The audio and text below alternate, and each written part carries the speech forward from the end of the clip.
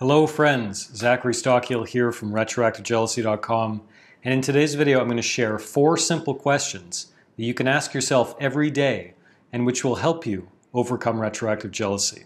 Before I get into it, just wanted to remind you that this week I am celebrating the launch of my brand new guided meditation series for overcoming retroactive jealousy.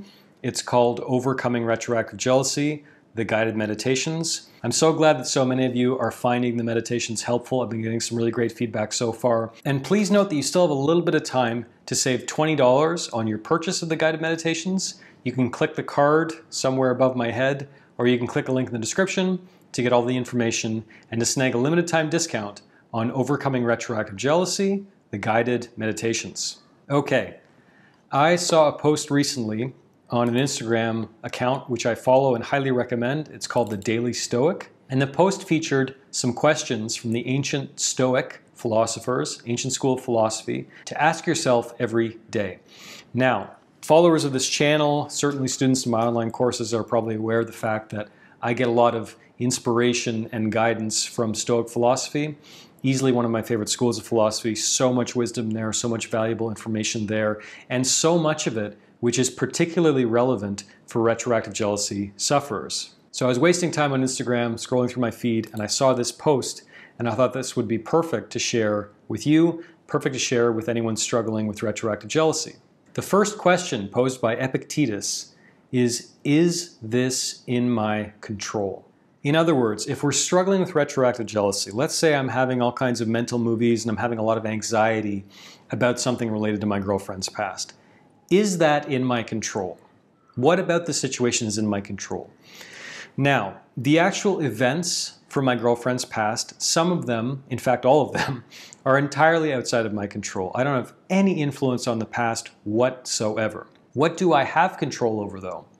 I have complete control. I literally have 100% control of my perception of the past, of my idea about the meaning or significance of the past. And I also have control over the extent to which I'm going to let these events from the past disrupt my day. I also have complete control over the amount of attention and energy I'm going to devote to going down the retroactive jealousy rabbit hole, to playing with these thoughts even more, to entertaining these thoughts and trying to get to the bottom of it and asking my girlfriend more questions to get more clarification that I don't need, etc., etc. I have complete control over that. So important to ask yourself this question on a regular basis, particularly when anything is bothering you, you're stressed about something, you're worried about something.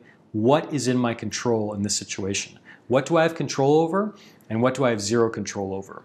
And obviously, redirect your attention, your focus to the things you actually have control over. Second question, from one of my heroes, Marcus Aurelius: is this essential? This is so important. Whatever you're doing every day, if you're wasting time, if you're worrying about things that don't matter, if you're, as I like to call it, spinning your wheels in the mud, is this essential? Is what I'm worrying about essential? Is it essential for me to worry about this right now? Is it essential for me to ask my partners more questions about their past? As you know, I'm big on coming up with your own personal deal breakers, getting clear about your actual relationship values, what is actually important to you. The deal breaker questions, which you actually do need to know. The examples I often like to cite are, have you been married before? Have you had kids before? These are important questions for me that I would pose to any potential partner. You might have different important questions, essential questions that you might need to ask, and that's totally fine. The point is to get clarity about what is actually essential in your life. And if you're struggling with something in a certain moment, or you're worried about something, is it essential for you to be struggling in this moment? Is it essential for you to be asking yourself the same questions and stewing about things that don't matter? Is this important? Is this essential? Third question by Seneca: what's the worst case scenario? Am I prepared? If you're struggling with retroactive jealousy, this is actually a really great question to ask yourself at the beginning of the day, in the morning. Now, you can't take this too far. You can't be fretting about what's the worst case scenario. You shouldn't be like preparing or on guard for that all day. But for example, ask yourself, if you're in the early stages, shall we say, of overcoming retroactive jealousy, ask yourself, if I encounter some trigger today, how am I going to respond? If my partner makes a comment that I don't really want to hear or I don't want to deal with, how am I going to respond? How am I going to handle the the potential worst case scenario today. Because the chances are good, especially if you're in the early stages of overcoming retroactive jealousy, chances are good you might encounter a potential bump in the road today. And are you ready for that? Are you prepared? Do you have tools, practices, perspectives, techniques which are going to help you get over this bump in the road so it's just barely a blip in the rearview mirror rather than something that's going to impact your day and take you further down the retroactive jealousy rabbit hole? Are you prepared for potential bumps in the road? What is the worst case scenario, and are you prepared for that? And finally, another one from Seneca. This one I think is great to ask at the end of the day. Where did I fall short? Where did I improve? Where can I do better? Again, if you're in the early stages of overcoming retroactive jealousy, I think this is a fantastic question to ask yourself at the end of the day. After the dust of the day is kind of settled, you've proceeded through the day, hopefully you're already working to get more perspectives, more practices, more tools, more techniques, more ways to deal with retroactive jealousy. And at the end of the day, ask yourself, how did I do today?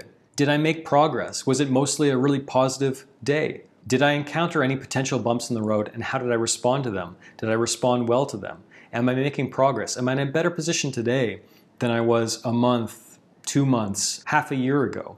And what could I do better today? Did I stumble and start stalking someone on social media when I shouldn't have? Did I ask my partner a question about their past that was actually totally unnecessary and counterproductive? Hold yourself accountable. Again, especially if you're in the early stages. Hold yourself accountable, look at your progress or not with a clear mind, try to be as objective as possible, and ask yourself, how did I do? And more importantly, how can I do better tomorrow? Hope you benefited from this video. Again, the Daily Stoic is a great follow on Instagram. Highly recommend you look them up. And before I let you go one more time, I'd like to remind you that my brand new audio series, fully downloadable, of guided meditations for overcoming retroactive jealousy is available right now at a limited time discount. You can click a link in the description to learn all about my new series, which I'm so excited to share with you, Overcoming Retroactive Jealousy, the Guided Meditations. Thanks for watching this video, and I will talk to you again very soon.